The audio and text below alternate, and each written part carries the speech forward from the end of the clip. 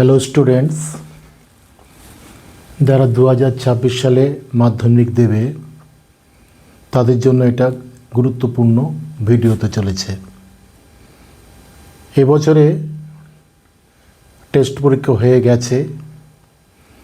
আমি এই ভিডিওতে আমতিয়া হাই স্কুলের যে টেস্ট এক্সাম হয়েছিল সেই কোশ্চেন পেপারে এমসিকিউ, তার শূন্যস্থান পূরণ, তার সত্য মিথ্যা যাচাইকরণ নিয়ে এই ভিডিওটা আমি কমপ্লিট করব।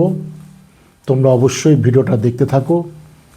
যারা এই চ্যানেলে নতুন আছো অবশ্যই তোমরা সাবস্ক্রাইব করতে ভুলো না। বেশি বেশি করে শেয়ার লাইক করে আমাকে বেশি বেশি করে ভিডিও করতে উদ্বুদ্ধ করো। শুরু করা যাক। আমতিয়া হাই স্কুলের 2025 সালের টেস্ট এক্সামের কি কোশ্চেন ছিল তা ক্রমান্বয়ে সহজ ভাষায় তার উত্তর, তার সমাধান করার চেষ্টা করছি। দেখতে থাকো। এমসিকিউ: একটি গ্রামের বর্তমান জনসংখ্যা 100 এবং প্রতি বছর 10% সমহারে বাড়লে 2 বছর পর জনসংখ্যা কত হবে?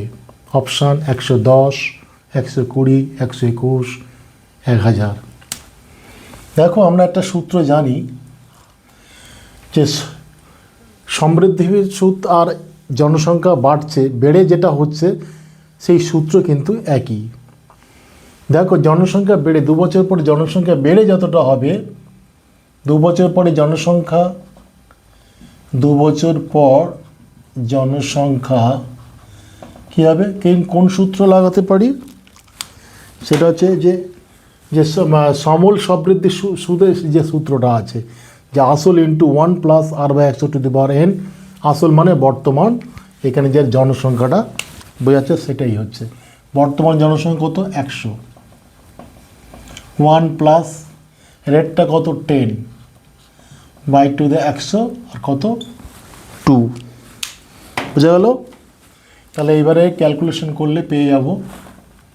দেখো, 100 গুণ এখান থেকে 1-এর 10, তাহলে 10 আর 1 যোগ করলে কত হয়? 11-র 10। যে দুবার আছে তাহলে 11-র 10 দুবার করছি। এটা 100 কেটে গেল এটা, তাহলে কত হচ্ছে? 121। দেখো, 3 নম্বর অপশানে আছে। এমসিকিউ কিন্তু বেশি ক্যালকুলেশন করে দেখাতে হয় না, যতটুকু দেখানোর দরকার করে আমরা কিন্তু উত্তরে পৌঁছতে পারি। 2 নম্বরে দেখো, 2a = 3b = 4c হলে a:b:c কত? দেখো, এখানে ইন্টারেস্টিং, 2a = 3b দিয়েছে, এটা লিখতে পারি। আবার লিখতে পারি 3b = 4c। কীভাবে করছি দেখো, বা এখানে a/b লিখি, a/b = 2/3 লিখতে পারি। এখানে কী হবে? b/c = 4/3 লিখতে পারি কি না? এখানে b আসছে সমান এখানে a/b = এখানে কত হবে? 3/2। এটা হচ্ছে 3-এর এখানে 3, এখানে 2 আনলাম, এখানেও তাই। b/c = 4/3। এইবারে দেখো, a হচ্ছে 3, b হচ্ছে 2, এখানে b হচ্ছে 4, এখানে c হচ্ছে 3। তাহলে দেখো, b এর মানটাকে সমান করার জন্য কি করতে হবে? দেখো, এখানে b 4 আছে, এখানে 2 আছে, একে 4 করতে গেলে 2 দিয়ে গুণ করতে হবে। আর নিচে 2 দিয়ে গুণ করা মানে ওপরেও 2 দিয়ে গুণ করা, নিচেও 2 দিয়ে গুণ করা। এখানে কিন্তু করতে হবে না, এখানে যা আছে তাই করব। তাহলে বা a/b = 6/4, এখানে b/c = 4/3। তাহলে আমার চেয়েছে a:b:c। এর মান কত বেরিয়েছে? 6। b এর মান 4 আর c এর মান হচ্ছে 3। 6:4:3 আনসার। কোন অপশান আছে? একদম প্রথম অপশান আছে, 6:4:3। এরকম টুকটুকরো অঙ্ক তোমরা এইভাবে করবে। 3 নম্বর। এইবারে বলি কি কি নাম্বার থাকে এমসিকিউর জন্য। 6টা কোশ্চেন দেওয়া থাকে, কোনো অপশান দেওয়া থাকে না। 6টা কোশ্চেন, 6টা উত্তর করতে হয় 6 নম্বরে। আর শূন্যস্থানে 6টা কোশ্চেন, এখানে 5টা কোশ্চেন দিয়েছে, কিন্তু 6টা কোশ্চেন দেওয়া থাকে, 5টা করতে হয়। সত্য মিথ্য তাই 6টা কোশ্চেন দেওয়া থেকে 5টা করতে হয়। এখানে কোনো এই স্কুলে কোনো অপশান দেয়নি, প্রত্যেক দিয়েছে। টোটাল এই পোর্শনে 16 নম্বর থাকে। এবার 3 নম্বরে দেখো, একটি বৃত্তের ব্যাসার্ধের দৈর্ঘ্য 13 সেমি, বৃত্তের একটি জ্যায়ের দৈর্ঘ্য 10 সেমি, বৃত্তের কেন্দ্র থেকে জ্যায়ের দূরত্ব কত? আঁকি। এটা বৃত্ত আঁকলাম, কেন্দ্র এটা, জ্যায়ের দৈর্ঘ্য 10 সেমি, জ্যাটা এটা জ্যা, এটা হচ্ছে ধরি এবি, এবি একটি জ্যা, এ হচ্ছে এর দৈর্ঘ্য কত? এর দৈর্ঘ্য হচ্ছে 10 সেমি, ঠিক আছে। এইবার বলেছে একটি বৃত্তের ব্যাসার্ধের দৈর্ঘ্য 13 সেমি, ব্যাসার্ধের দৈর্ঘ্য এটি, তাহলে বৃত্তের কেন্দ্র থেকে জ্যায়ের দূরত্ব কত? কেন্দ্র যদি ও হয় তাহলে জ্যায়ের, তাহলে এইটা চেয়েছে, এটা ধরি সি, ও থেকে সি পর্যন্ত টানা যোগ করে দেওয়া হলো, তাহলে কেন্দ্র থেকে জ্যায়ের দূরত্ব হচ্ছে ওসি, তাহলে ব্যাসার্ধ চেয়েছে, তাহলে ব্যাসার্ধটা এটা, কেন্দ্র থেকে পরিধি পর্যন্ত এটা ব্যাসার্ধ, এর দৈর্ঘ্য কত বলেছে? 13। এইবারে দেখো যেহেতু দেখো এখানে এবির উপর ওসি লম্ব লিখব, তাহলে কি হবে যে AC is equal to BC সমান সমান হাফ ইন্টু এবি, তার মানে এটা হচ্ছে 5, এটাও 5। তাহলে দেখো ও এবি ত্রিভুজ থেকে এটা 5 পাচ্ছি, আর যেহেতু এবির ওপর ওসি লম্ব হয়ে আছে তাহলে এটা 90 ডিগ্রি, আর 90 ডিগ্রি তো অতিভুজ, তাহলে আমি পিথাগোরাসের উপপাদ্য কাজে লাগাবো, অতিভুজ স্কয়ার ইজ ইকুয়াল টু লম্ব স্কয়ার প্লাস ভূমি স্কয়ার, বুঝা গেল? তাহলে এটা এই ওসির দৈর্ঘ্যটা আমি পেয়ে যাব। টার্লি আমার এখানে কোনো লেখার দরকার নেই, কেন যেহেতু এমসিকিউ, তাহলে আমরা এটা জেনে গেছি 90 ডিগ্রি, তাহলে অতিভুজ স্কয়ার মানে কত হচ্ছে? 13 স্কয়ার, আর লম্ব আমার চেয়েছে ওসি স্কয়ার প্লাস ভূমি স্কয়ার, এটা আমরা জানি যেটা 5 হবে, তাহলে লিখব 5 স্কয়ার। এমসিকিউ ক্ষেত্রে আমি মুখে মুখে যদি বুঝে যাই, আমি সেইভাবে করে উত্তর করে বেরিয়ে যেতে পারি, কোনো সমস্যা হবে না। তাহলে ওসি স্কয়ার সমান সমান কত হচ্ছে? 169 মাইনাস 25 সমান সমান 144, বা ওসি সমান সমান রুট ওভার 144 সমান সমান 12। তাহলে বৃত্তের কেন্দ্র থেকে জ্যায়ের দূরত্ব কত হচ্ছে? 12 সেমি।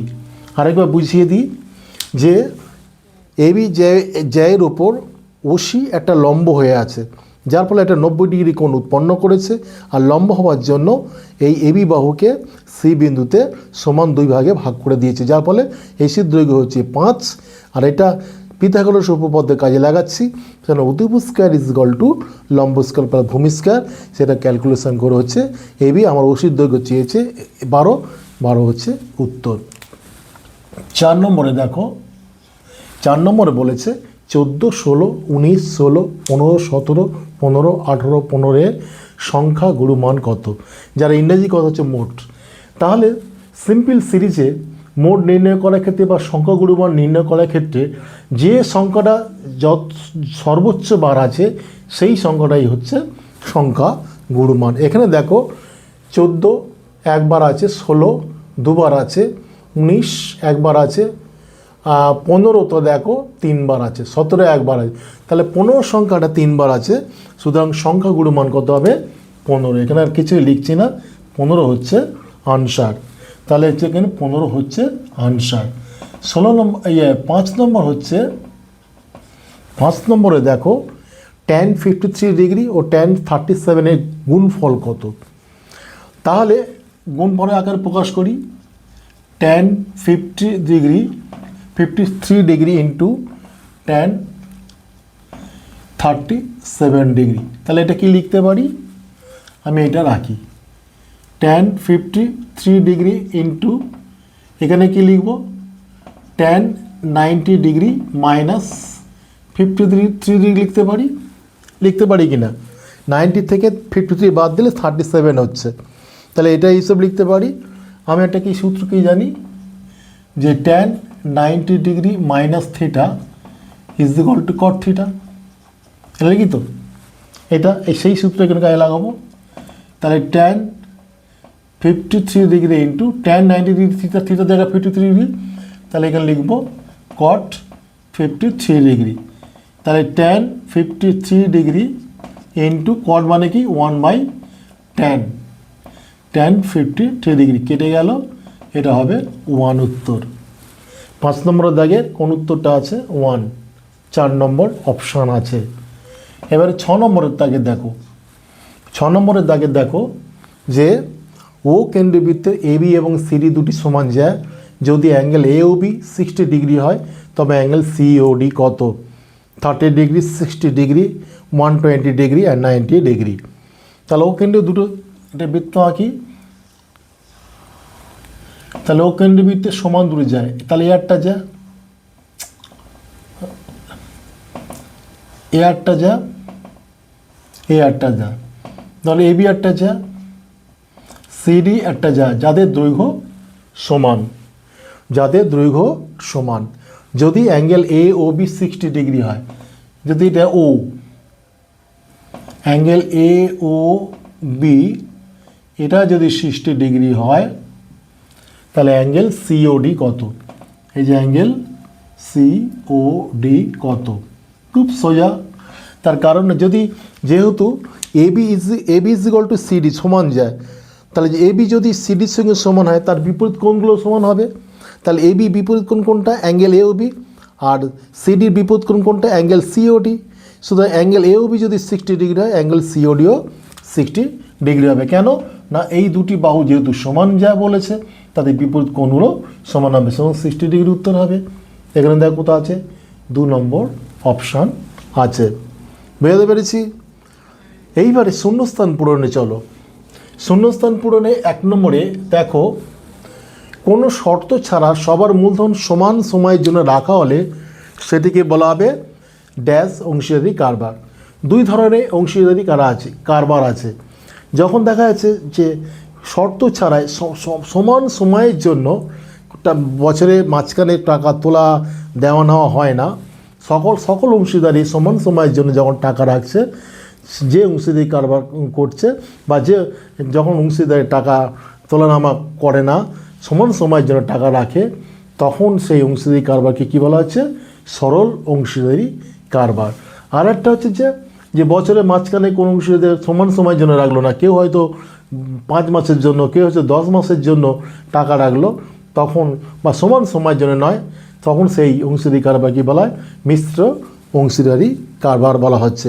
তাহলে এখানে কোন অংশীদারি কারবার হবে? সমান সময়ের জন্য রাখা হচ্ছে, সুতরাং এটাকে বলা হচ্ছে সরল অংশীদারি কারবার। 2 নম্বর হচ্ছে দুটি দ্বিঘাত করণী গুণফল ও যোগফল মূলত সংখ্যা হলে করণী দুটি হবে মিশ্র দ্বিঘাত করণী। অবশ্যই সেটা হবে মিশ্র দ্বিঘাত করণী। এগুলো জাস্ট মূলত হলেই সেটা মিশ্র দ্বিঘাত করণী হয়ে যাবে। সূর্যের উন্নতিকোণ 45 ডিগ্রি হলে একটি পোস্টের দৈর্ঘ্য ছায়ার দৈর্ঘ্য কী হবে? অবশ্যই সমান হবে। দেখো সূর্যের এইটা হচ্ছে তোমার এটা হচ্ছে তোমার পোস্ট, এখানে সূর্য 45 ডিগ্রি কি এটাকে সমানে ভাগ হলে এটা হচ্ছে 45 ডিগ্রি, এটা হচ্ছে 45 ডিগ্রি কোণ, এটা হচ্ছে 45 ডিগ্রি, এটাও 45 ডিগ্রি, পুরোটা 90 ডিগ্রি হলে ওই কোণটাকে যদি ভাগ করে দিই তাহলে কি হবে? সূর্যের উন্নতিকোণ 45 ডিগ্রি একটি পোস্টের দৈর্ঘ্য, পোস্ট মানে এইটা, এই দৈর্ঘ্য, আর ছায়া মানে এইটা ছায়া, এই দুটো দৈর্ঘ্য কিন্তু সমান হয়ে থাকে। তাহলে এখানে কী হবে? ওখানে হবে সমান। 4 নম্বর হচ্ছে একটি নিরেট লম্ব অর্ধগোলকের তরমুজের তল সংখ্যা, অর্ধবৃত্ত গোলাকারে যে ঘনক আছে বা অর্ধবৃত্তাকার গোলক যেটা আছে তার কী হবে? এইটা হচ্ছে অর্ধবৃত্তাকার গোলক, এটা তরমুজের মতো, এটা তরমুজ যা অর্থবেদ, এইটা হচ্ছে এইটা। তাহলে দুটো তল আছে, একটা হচ্ছে সমতল, একটা হচ্ছে বক্রতল, তাহলে তল সংখ্যাটা হবে 2টি। আর 5 নম্বর হচ্ছে বৃত্তস্থ সামান্তরিক একটি কী হবে? বৃত্তস্থ সামান্তরিক অবশ্যই একটি একটা আয়তক্ষেত্র, এটার প্রমাণ আছে বইয়ে। তাহলে বৃত্তস্থ সামান্তরিক কী হবে? একটি আয়তক্ষেত্র। এইবারে দেখো সত্য মিথ্যা নির্ধারণের ক্ষেত্রে দেখো আসল ও সুদের হার একই থাকলে সুদ সময়ের সঙ্গে ব্যস্তানুপাতিক। ব্যস্তানুপাতিক কখন হয়? সুদ বাড়লে সময় কমে, বা সময় কমলে সুদ বাড়ে, সময় বাড়লে সুদ কমে। এই সম্পর্ক যদি থাকে তবে বলবো সুদ সময়ের সঙ্গে ব্যস্তানুপাতিক। আর কখন সরল অনুপাতিক হবে? যখন সুদও বাড়ছে, সময়ও বাড়ছে, সুদও বাড়ছে, সময় কমছে, সুদও তখন কিন্তু ব্যস্তানুপাতিক না, সরল সমানুপাতে থাকে। কিন্তু এখানে দেখা যাচ্ছে যে আমি একটা ছোট উদাহরণ দিচ্ছি, আসল ও সুদ একই। ধরো দেখ আসল 100 টাকা, আর সুদের হার ধরো 10%, আর সেটা ধরলাম 2 বছরের জন্য রাখছে। তাহলে 2 বছরের জন্য সুদ কত হচ্ছে? তাহলে 2 বছরের জন্য সুদ কত হচ্ছে এখানে, যে 100 গুণ 10 100 গুণ 2, তার মানে হচ্ছে কত? 20 টাকা। এখানে কত হচ্ছে? 20 টাকায়। আর বলেছে যে আসল ও সুদের হার একই রাখছি, তাহলে আসল 100 রাখছি, সুদের হারও 10% রাখছি। এবার সময়টাকে বাড়ানো হচ্ছে, 5 করে দেওয়া হলো। তাহলে 2-এর জায়গায় যদি আমি 5 করি তাহলে অবশ্যই এই ফিগারটা বাড়বে। তাহলে দেখা যাচ্ছে যে সময় বাড়লে সুদও বাড়বে। 2 বছরের জন্য সুদ হচ্ছে 20 টাকা, 5 বছর যেই হয়ে যাচ্ছে তখন সেটা হবে 50 টাকা হয়ে যাচ্ছে। অর্থাৎ সময় বাড়লে সুদ বাড়বে। সুতরাং এটা ব্যস্ত অনুপাতি না, সরল অনুপাতি। সুতরাং এই স্টেটমেন্টটা কী হবে? মিথ্যা। এই স্টেটমেন্টটা কী হবে? মিথ্যা। এইবার চলে আসো 2 নম্বর। এবার চলে আসো 2 নম্বরে, অর্ধবৃত্ত থেকে বড় বৃত্তাংশস্থ কোণ স্থূলকোণ। না, এখানে প্রমাণ আছে। অর্ধবৃত্ত মানে কি? অর্ধবৃত্তস্থ কোণ হচ্ছে 90 ডিগ্রি। তাহলে একটা বৃত্তে অন্যান্য যে বৃহত্তর যে বৃত্তাংশস্থ কোণ হবে অবশ্যই সেটা 90 ডিগ্রির চেয়ে কম হবে। তা 90 ডিগ্রির চেয়ে কম হওয়া মানে সেটা হচ্ছে স্থূলকোণ নয়, সূক্ষ্ম কোণ হবে। সুতরাং এটাও একটা মিথ্যা। বোঝা গেল? আরেকবার বোঝাই, যে অর্ধবৃত্ত থেকে বড় বৃত্তাংশস্থ কোণ মানে অর্ধবৃত্ত নেওয়া হলো, এইবার বাকি যে অর্ধবৃত্তাংশ কোণ হচ্ছে সেই কোণের মান অবশ্যই 90 ডিগ্রির চেয়ে কম হবে। কেন? অর্ধবৃত্ত যে কোণটা তৈরি করছে সেটা অবশ্যই একটা 90 ডিগ্রি। আমাদের প্রমাণ আছে অর্ধবৃত্তস্থ কোণ হচ্ছে 90 ডিগ্রির প্রমাণ আছে। কিন্তু বাকি যে বৃত্তাংশস্থ কোণ থাকবে সেটা অবশ্যই 90 ডিগ্রির চেয়ে কম হবে, আর 90 ডিগ্রির চেয়ে কম হলে সেটা হবে সূক্ষ্ম কোণ, স্থূলকোণ বলেছে। সুতরাং এটা তা মিথ্যা। এবার হচ্ছে চলে আসো 3 নম্বরে। দেখো 30, 34, 35, 36, 37, 38, 39, 40 তথ্যে 35 না তাহলে মধ্যমা বৃদ্ধি পায়। দেখো মধ্যমা এখানে যদি সাজানো না থাকতো ছোটো থেকে বড় তাহলে মধ্যমা সাজিয়ে নিত, কিন্তু সময় সাজানো আছে। তাহলে মধ্যমা 35 থাকলে আমার মধ্যমা কত হচ্ছে? তাহলে 35 যদি থাকে মধ্যমা, দেখো এখানে 1 2 3 4 5 6 7 8, তাহলে মাঝখানে কোন ভ্যালু পড়ছে? এখানে 3টে বাদ দিলাম, এখান থেকে 3টে বাদ দিলাম, মাঝখানে দেখো এই দুটো ভ্যালু পাচ্ছি। তাহলে এর গড় হবে, মধ্যমাটা কী হবে? 36 প্লাস 37-এর গড় হবে 13, 6 7 73-এর 2, তার মানে হচ্ছে 36.5 হচ্ছে মধ্যমা। এবার যদি 35 না থাকে তাহলে কি মধ্যমা বাড়বে? দেখি, 35টা থাকলো না, আমি 35টাকে কেটে দিচ্ছি। তাহলে কী কী থাকছে? 1 2 3 4 5 6 7টা থাকছে। তাহলে মাঝখানে ভ্যালু পাবো, তাহলে 1 2 3 এইটা পারলাম, 1 2 3, তাহলে এইটা হবে মধ্যমা। 37টা তখন হবে কি? তখন 37টা হবে মধ্যমা। তাহলে দেখো মধ্যমা বাড়লো, 35 থেকে মধ্যমা হচ্ছে কত? 36.5। মধ্যমা 35 না থাকলে মধ্যমা পাচ্ছে 37, তাহলে বাড়ছে। তার মানে এই স্টেটমেন্টটা কিন্তু সত্য। এটা হচ্ছে সত্য। ঠিক আছে, কি বোঝালাম? যে মধ্যমা নির্ণয় আমাদের জানা ছোটো থেকে বড় সাজানো আছে। তাহলে মাঝখানে 35 থাকাকালীন দেখা যাচ্ছে মাঝখানে দুটি ভ্যালু পাচ্ছি, তার গড় নিলে 36.5 মধ্যমা। 35 না থাকলে কী হবে? মাঝখানে একটা ভ্যালু পাচ্ছি, সেটা 37, সেটাই হচ্ছে মধ্যমা। তাহলে বাড়লো, সুতরাং এই স্টেটমেন্টটা সত্য। এবারে সাইন এর মান 1-এর চেয়ে বেশি হতে পারে না। সাইন মানেটা কি? দেখো এটা সমকোণী ত্রিভুজ আঁকছি। তাহলে সাইন মানে কি? লম্ব ভাই অতিভুজ। একটা সমকোণী ত্রিভুজের সবচেয়ে বৃহত্তম বাহু কোনটা হচ্ছে? বৃহত্তম বাহু হচ্ছে অতিভুজ। তাহলে লম্ব বাই অতিভুজ, লম্ব বাই অতিভুজ। এখানে দেখো লম্বর মানটা অবশ্যই অতিভুজের চেয়ে ছোটো হবে। তাহলে ওপরে সবসময় কিন্তু ওপরে যদি 2 হয় নিচেই অবশ্যই 2-এর চেয়ে বেশি হবে। ধরে নাম 5 হলো, তাহলে কী হবে? 1-এর চেয়ে বেশি, 1-এর চেয়ে বেশি হতে পারে না তো। তাহলে মানে ওপরে সবসময় ছোট, নিচেই বড় হলে অবশ্যই সেই মানটা 1-এর চেয়ে কম হয়। তার মানে 1-এর চেয়ে বেশি হতে পারে না, মানে 1-এর চেয়ে কম। এই স্টেটমেন্টটাও কিন্তু সত্য। বোঝা গেল? 1-এর চেয়ে বেশি হতে পারে না, তার কারণ হচ্ছে সাইন মানে হচ্ছে লম্ব বাই অতিভুজ, আর অতিভুজের মান সবচেয়ে বেশি, নিচেই বড় থাকা মানে সেই মানটা 1-এর চেয়ে কম হয়। 1-এর চেয়ে বেশি কোনো হতে পারে না, সুতরাং এই স্টেটমেন্টটাও সত্য।